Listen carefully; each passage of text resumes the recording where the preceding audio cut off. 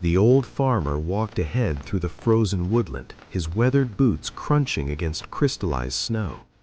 Behind him, Silver, a faded gray mare whose glory days had passed seasons ago, followed with the trusting obedience of 2 decades. She didn't understand their destination.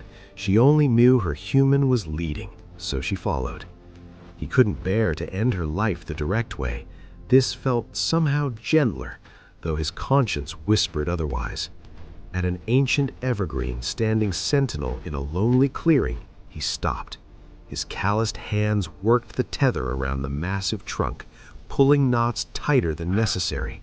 His palm rested briefly on the rough fiber, a final contact, then jerked away as if burned. He whistled sharply. His black Doberman Shadow leaped into the pickup bed with practiced ease. The engine rumbled to life. Frozen earth cracked beneath turning wheels. Shadow stood rigid in the truck bed, dark eyes fixed backward through falling snow. The mare stood motionless, confusion in her stance. The Doberman looked forward at his owner's silhouette through the rear glass, then back towards Silver. Forward, back. The gap between them widened with each passing second.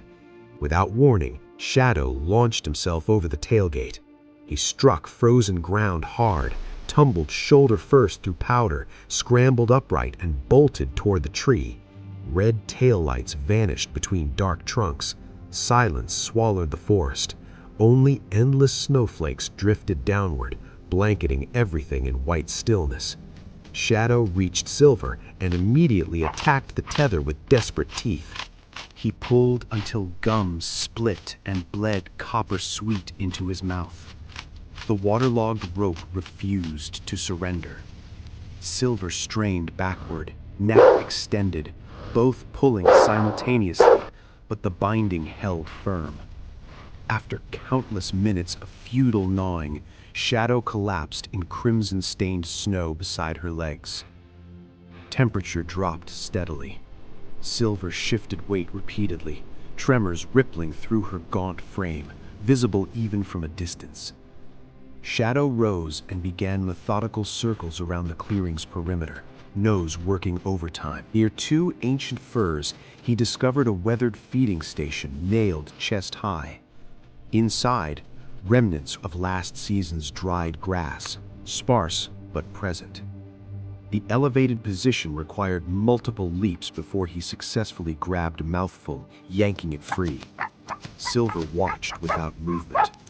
He dragged the precious fodder to her hooves, dropped it, returned, jumped again.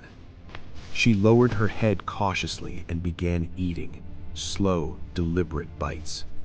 Shadow made repeated journeys until the feeder stood completely empty, then settled against her foreleg. Fresh snowfall steadily erased his paw prints between feeder and tree, burying evidence of his efforts layer by layer. A wolf materialized without sound. He stepped from shadowed undergrowth into clearing light, a skeletal gray male, hollowed by winter's cruelty, eyes burning yellow. Several calculated steps forward, head lowered, nostrils testing wind. Shadow exploded toward him in absolute silence, low and accelerating. The wolf retreated, but didn't flee.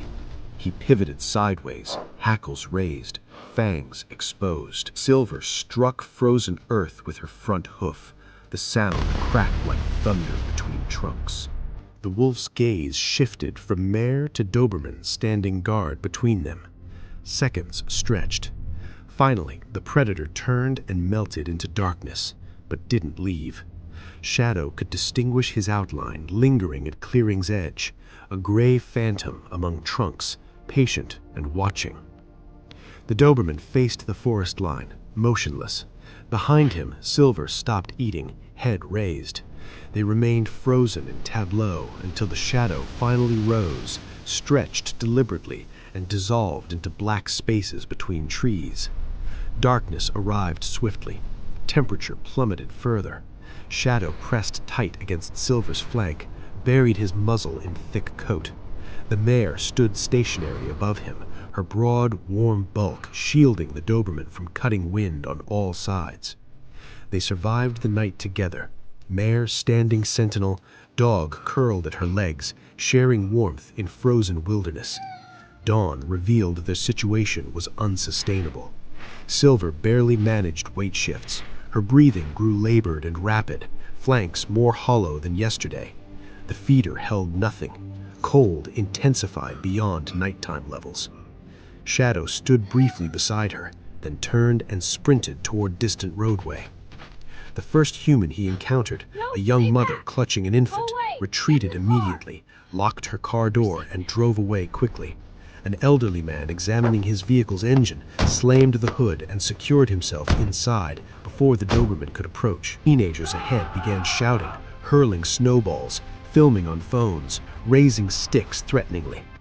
Shadow dodged projectiles without breaking stride. Every second mattered desperately. He burst onto the main road directly before an approaching vehicle. Brakes screamed. The automobile skidded sideways across packed ice, stopping mere inches from contact. The driver stared at the Doberman standing center road for several heartbeats. Shadow pivoted and raced back into forest, constantly checking behind. The driver hesitated, then slowly followed, as if comprehending the animal needed assistance. His vehicle forced passage between close-standing trunks through deep accumulation. Engine roared in low gear while branches scraped metal surfaces. Shadow ran ahead, periodically slowing to verify pursuit. They neared the ancient evergreen, clearing light visible ahead. Suddenly, front wheels plunged into concealed depression. The automobile pitched forward violently, belly wedged on hidden obstacle. The driver attempted acceleration, wheels spun uselessly, digging deeper. He exited, circled his trapped vehicle, checked his phone. No signal present. He surveyed surrounding forest, observed intensifying snowfall, spread hands in frustrated resignation, and climbed back inside. Shadow watched the automobile slowly reverse between trees and crawl back toward roadway. When engine sounds finally faded completely, he turned and bolted back toward the clearing. Reaching the evergreen, he found emptiness. Silver had vanished. Only the tether remained, hanging from trunk, torn, with moisture-darkened frayed ends swaying in wind. No struggle signs surrounded the area, no blood-stained white ground. Not a single hair caught on nearby branches. Falling snow erased everything without trace. Shadow circled repeatedly, nose thrust into powder, catching scent fragments and losing them after minimal distance, as if Silver had simply evaporated. The Doberman whimpered, tested air currents, ran frantic circles once more. Finally, he collapsed exactly where Silver had stood, curled tightly, and went completely still. By nightfall, ice formed across his back, then sides, then muzzle. Soon he nearly disappeared into surrounding white landscape. Shadow didn't know that hours earlier, someone else had already passed through this same woodland. Old woman Elena walked these paths daily, gathering kindling for her isolated cottage stove. She knew every trunk, every hollow, every trail by heart. Entering the clearing, she discovered the mare bound to the tree and stood motionless, disbelieving. She'd approached cautiously, palm running along the animal's neck, head shaking. The skin beneath binding was raw and bleeding, the creature trembling violently from exposure. Easy now, Elena girl. had spoken softly, safe with me. stroked the muzzle, waited for calm, then untied the tether and led her slowly homeward through forest paths. At her cottage, she'd lit the stove, spread blankets in the small stable, brought warm water. Silver drank eagerly without lifting her head. Elena treated the neck wound carefully with antiseptic and wrapped it with clean cloth. But when she brought fresh hay, Silver suddenly raised her head sharply, ears forward, striking wooden floorboards with her hoof. Despite Elena's soothing words, the mare pushed against walls, stretched toward the closed door, clearly desperate to leave. The old woman didn't understand this urgency, but recognized she couldn't keep her confined. She sighed, dressed warmly, grabbed a lantern, and opened the door. Silver stepped out immediately, walking into dark forest with confident purpose, as if knowing exactly where she was going, the route memorized perfectly. Elena followed, illuminating her footing, trying not to fall behind. They walked extensively, through dense evergreens, across deep ravines, along narrow passages between towering drifts. When they reached the clearing, Elena saw nothing initially, only darkness and snowfall in lantern light. Then illumination swept across a dark shape near evergreen roots. Shadow lay motionless, frost-covered, even his muzzle white, impossible to determine if breath remained. Silver approached and gently nudged her muzzle into his side. No response. She pushed harder, again. Shadow slowly opened his eyes and looked at her. Elena dropped to her knees in deep snow, cradling his head. He was frozen solid, unable to rise independently.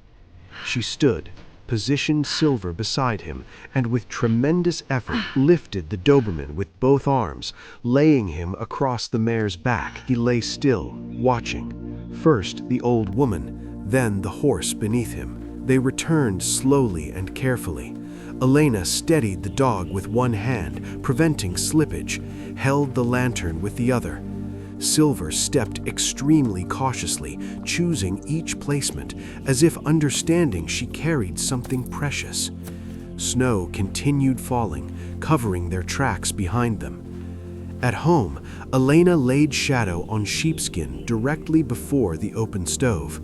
Silver stood in the stable with abundant fresh hay.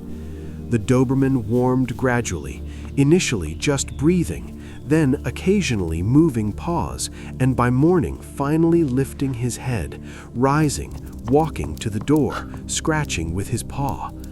Elena opened it. Shadow entered the stable, approached Silver, sniffed her thoroughly from head to hoof, then returned to the stove. The mare watched him and lowered her head back to hay. That evening, Elena sat on a small stool beside the stove.